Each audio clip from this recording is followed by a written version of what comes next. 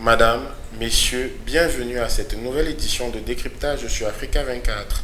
Considérée comme étant la troisième plus grande ville de la Côte d'Ivoire, Daloa, la cité capitale de la région du Haut-Sassandra dans le centre-ouest du pays, est la cité des Galebawans, c'est-à-dire chasseurs et tisserands en langue bété, peuple autochtone de cette région. Ce décryptage reçoit pour vous le maire de la commune de Daloa, M. Auguste Stéphane Belly, avec qui nous parlerons du développement de cette ville. Présentez-nous Daloa, votre commune, troisième plus grande ville de Côte d'Ivoire. Daloa est une ville située au centre-ouest de la Côte d'Ivoire, située à 142 km de la capitale politique, Yamoussoukro, et à environ 350 km de la capitale économique, Abidjan. Daloa est une ville assez cosmopolite, dont l'économie repose sur un trépied, qui est, je dirais, l'agriculture, le commerce et le transport. Nous avons officiellement, en fonction des chiffres de l'INS, environ 250 voire 300 000 habitants. Mais je peux vous dire, en ma qualité de premier magistrat et chef des services de renseignement, je dirais administratif, que nous avoisinons officieusement, je dirais, le million d'habitants. Je vois Daloa comme une ville émergente. Je dirais que d'ici 10 ou 15 ans, après construction d'une, deux, voire trois usines, Daloa pourra, si tu veux, véritablement entrer dans sa destinée et être une ville développée.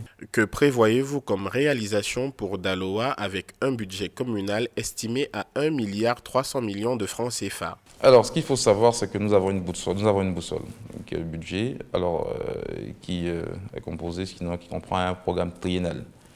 Alors moi, je peux vous dire que j'ai travaillé sur le programme triennal de mon prédécesseur, mais à partir de cette année, logiquement, mes desiderata, sinon, mais en tout cas, tout ce que je veux faire comme développement pour la commune d'Aloa sera actif. Dans le nouveau programme triennal, nous avons décidé d'abord, dans un premier temps, de mettre l'accent sur le déguerpissement des trottoirs. Nous avons décidé d'embellir, je dirais, le rond-point de la commune de Daloa, qui représente aujourd'hui le visage, parce que c'est là, on va dire, le point de rencontre des quatre axes. Ensuite, nous avons la reconstruction du marché, qui, logiquement, est évaluée à plus de 3 milliards de francs CFA. Nous avons la construction de l'hôtel de ville. Nous avons la réhabilitation de l'hôtel Les Ambassadeurs, l'hôtel mythique de Daloa. Alors, nous avons plein d'autres choses aussi à faire, c'est-à-dire on continue avec les constructions de salles de classe, on continue avec les constructions de maternité, mais nous continuons aussi avec des partenaires techniques et financiers, des partenaires extérieurs, à voir comment évoluer avec des marchés en BOT. Voilà. Les défis de Daloa sont nombreux, surtout le phénomène de voirie et d'insécurité.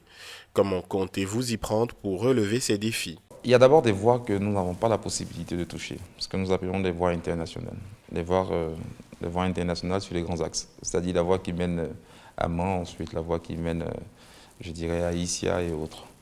En tout cas, en ce qui concerne les voies secondaires, nous sommes en train de faire le travail. Vous voyez, nous sommes d'abord au stade de reprofilage des voies, du reprofilage lourd. Parce que le kilomètre de bitume nous fait environ 100 millions de francs CFA. Nous tournons aujourd'hui à environ 300 voire 400 millions de francs CFA de budget en investissement. Il faut d'abord assainir les recettes et ensuite voir comment, on va dire, se projeter d'ici un an ou deux à faire voir 2 ou 3 kilomètres de bitume en fonction, je veux dire, des recettes qu'on pourra recouvrir. Nous avons un mode de fonctionnement assez complexe parce que nous avons un budget qui s'équilibre en recettes et en dépenses. Vous voyez, et dernièrement, avec l'avènement de la pandémie, nous avons eu un frein, on va dire, à toutes les activités de développement. Pourtant, je dirais que 2020 avait été annoncé comme l'année des grands chantiers, des grands travaux, parce que nous avions commencé à sensibiliser les différents commerçants afin de pouvoir entrer dans la normalité, en ce qui concerne le paiement des taxes et plein d'autres choses.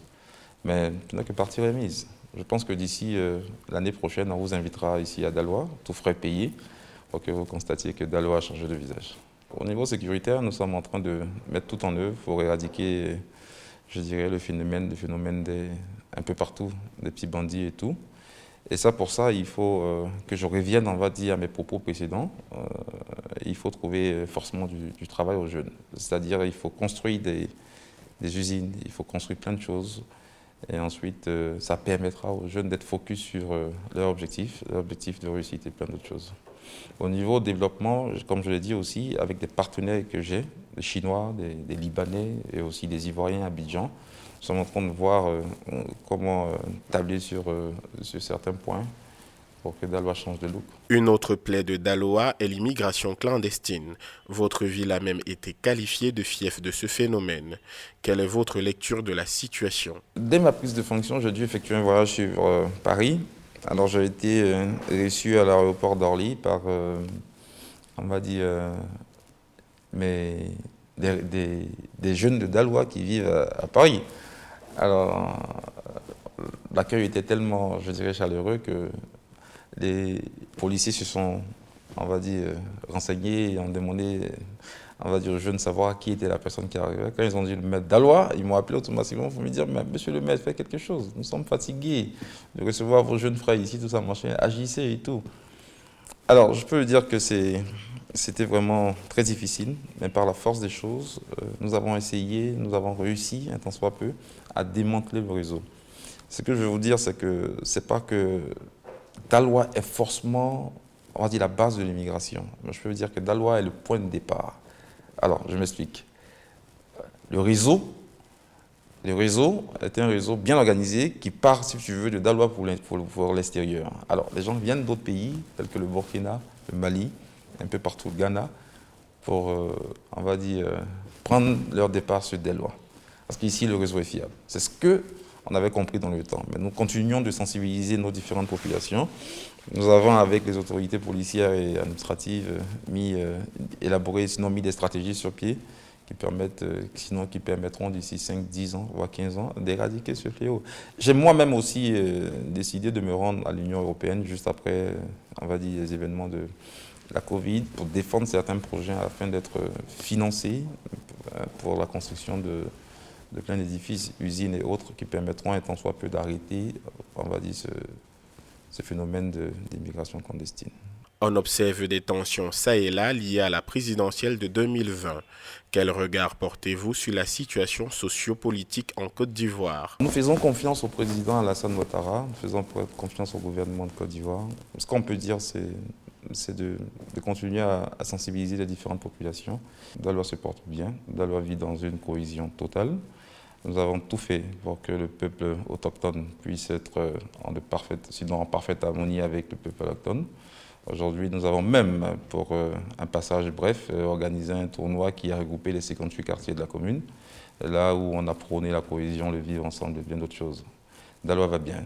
Daloa aujourd'hui est un modèle, je dirais, pour les autres villes de la Côte d'Ivoire, en ce sens où, dernièrement, lors des différents mots d'ordre de désobéissance civile et autres, Daloa est resté calme, Daloa est resté à l'écoute des autorités, et je peux vous dire que nous vivons dans de bonnes conditions.